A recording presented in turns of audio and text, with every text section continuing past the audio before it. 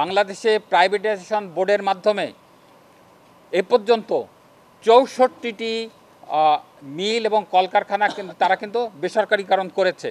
এর মধ্যে খুলনার অ্যাজাক্স, খুলনার সোনালী, কুষ্টিয়ার মোহিনী, মহসিন জুট মিল সহ এই ৬৪টি জুট মিলের কলকারখানার একটি কলকারখানা কিন্তু কেউ চালাতে পারেনি, একটি দৃষ্টান্ত নাই। সেটাও আমরা উপদেষ্টাকে বলেছি যে এর ফলে যেটা হয়েছে, এই সব লিজ নিয়ে তারা আবার ব্যাংক থেকে লোন নিছে, ব্যাংক থেকে লোন নিয়ে আবার হাজার হাজার কোটি টাকা সেখানে তারা লুটপাট করছে। কিন্তু এই মিল তারা কিন্তু সংস্কার করেনি কিংবা চালু করেনি, বরঞ্চ সেই টাকা নিয়ে তাদের নিজস্ব জায়গায় তারা মিল স্থাপন করছে। তারা আপনাদের মতন এত বোকা না যে তারা এই টাকা নিয়ে আপনার জায়গায় ওই টাকা নিয়ে নেবে, তারা একবার লুট করছে। এইটা হলো বাস্তব কথা। সুতরাং এই লিজ যারা নিয়েছে এরাও মিল আলটিমেটলি চালাবে না, এটা আপনাকে বাতিল করতে হবে অন্তত। আমরা গত ২৭ তারিখে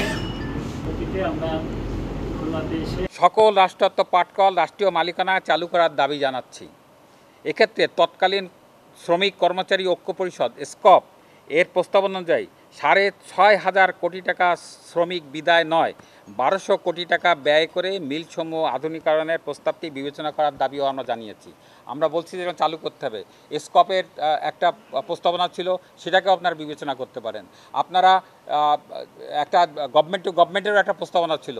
আপনারা যদি ইফিসিয়েন্ট না চালাতে পারেন, আপনাদের দুর্নীতিগ্রস্ত থাকেন, তাহলে গভর্নমেন্ট টু গভর্নমেন্ট করেন, সেখানে দুর্নীতি দেওয়া যায়। যেমন চায়নার একটা প্রস্তাবনা আছে, অন্য প্রস্তাবনা আছে, সেগুলো আপনারা বিবেচনা করতে পারেন, সেটা আমরা বলেছি। যখন এটা বন্ধ করা হয়, যে পাটকল কিন্তু শ্রমিকদের কারণে বন্ধ হয়নি। আপনারা যত কথাই বলেন শ্রমিক দুর্নীতি, শ্রমিকরা মিলে ঠিকমতো ডিউটি করেনি, এটা ভুল কথা। শ্রমিকরা মিলে ডিউটি করছে, তারা ডিউটি না করলে আপনি টাকা দেননি। একদিন ডিউটি বাদ দিলে একদিনে টাকা আপনারা বন্ধ করেছেন। এটা বিজেএমসির দুর্নীতি এবং লাল ফিতার দৌরত্ব, এর কারণেই মিলগুলো বন্ধ হয়েছে। যাদের কারণে মিলগুলো বন্ধ করা হয়েছে, যারা চালাতে অক্ষম হয়েছে এবং তারা যদি দুর্নীতির সাথে জড়িত থাকে, তাদের তদন্ত করে বিচারের আওতায় নিয়ে আসতে হবে। এবং সেখানে নারীদের যে সামাজিক আমাকে শুধু বোঝার সময় দেয়।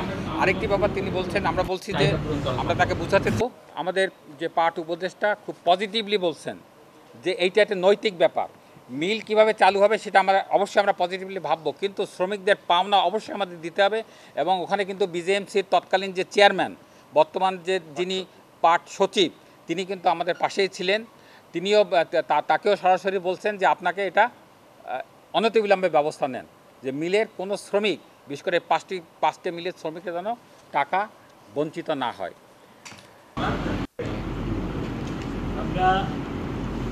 বলেছেন আমাদের সবার সামনে। বন্ধুগণ, আরেকটি কথা বলি, হচ্ছে দুর্নীতির বিরুদ্ধে সংস্কারের কথা বলছে।